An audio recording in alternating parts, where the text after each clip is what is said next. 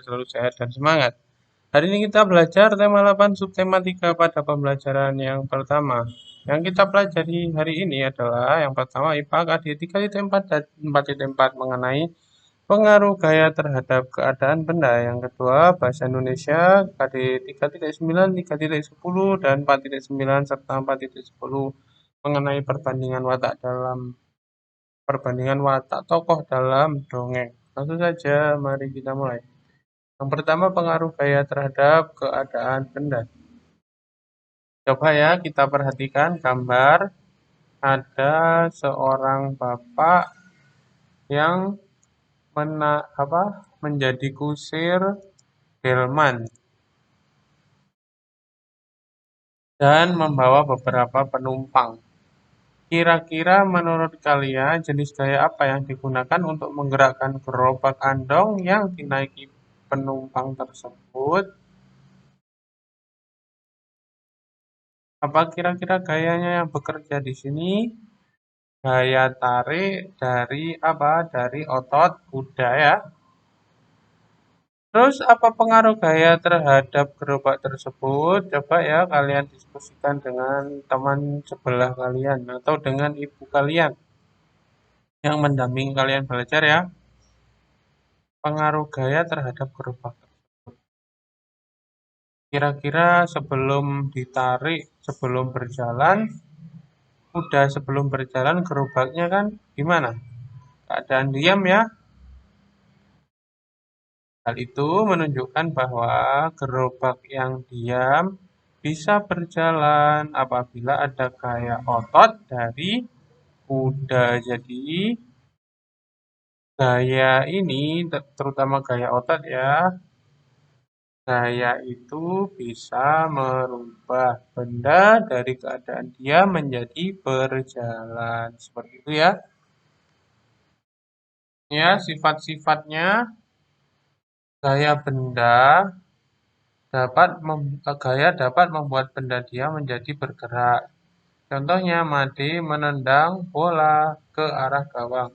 Fitri memindahkan buku, dan Jonas mengayuh sepeda. Ini ya, gambar itu ada contoh juga, ada seseorang yang menggiring bola ya.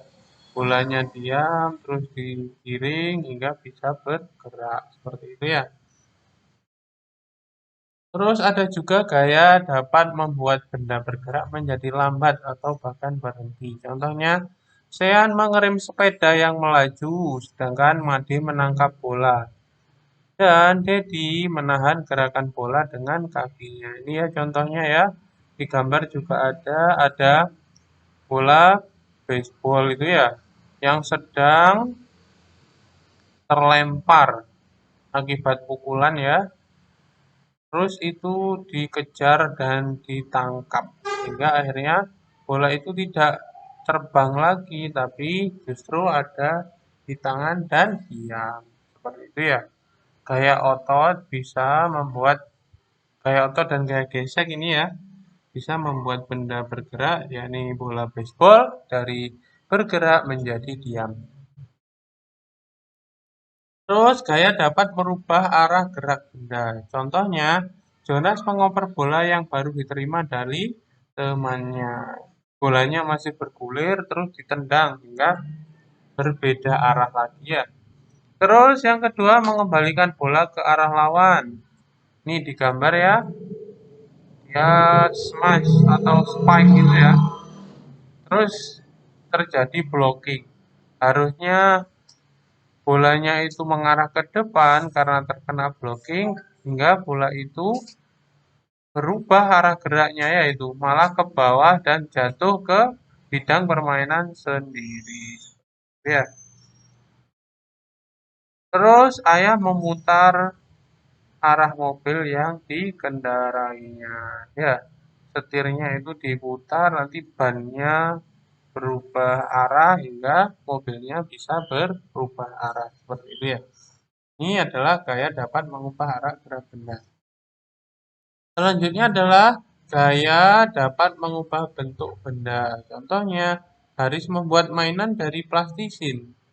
Ibu memotong kue dengan pisau dan ayah membuat guci dari tanah liat. Ya, di gambar itu, gambar berjalan itu ya, kan pertama terbentuk dari gumpalan tanah ya.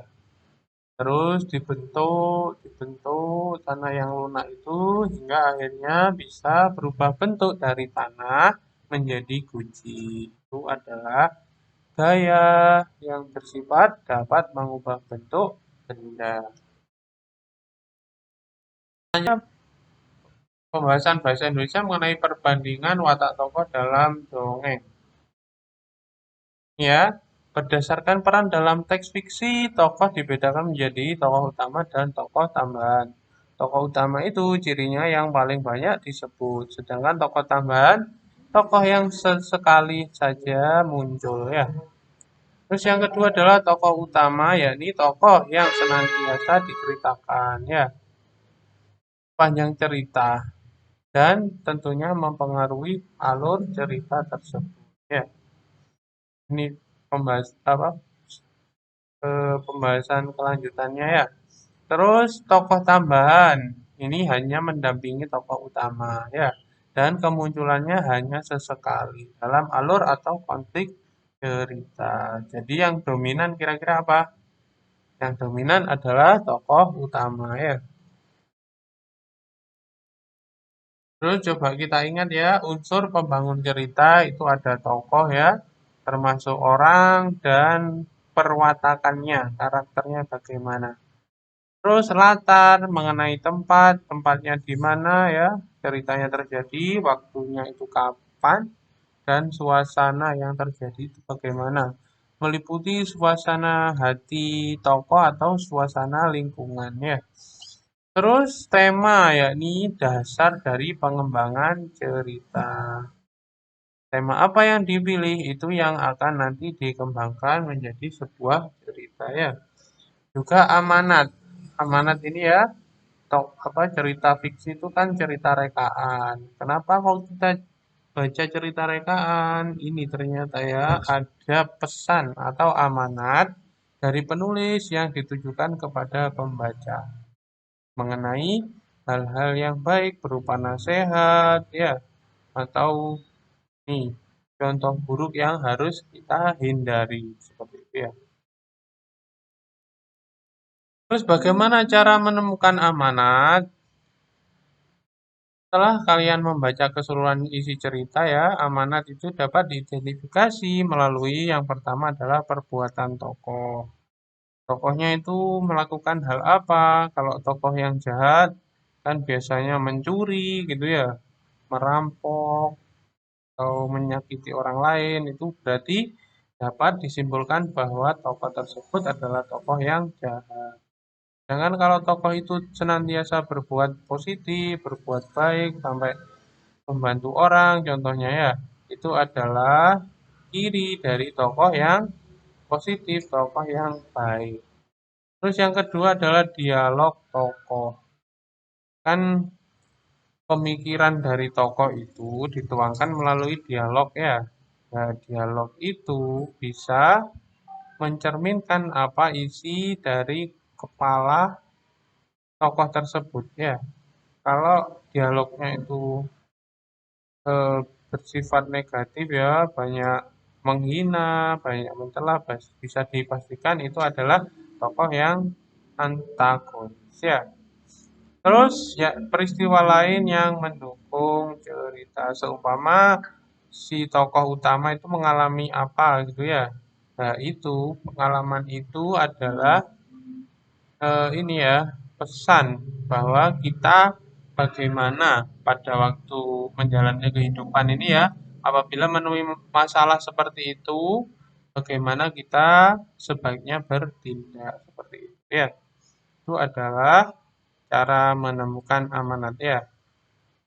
Ada 3 cara.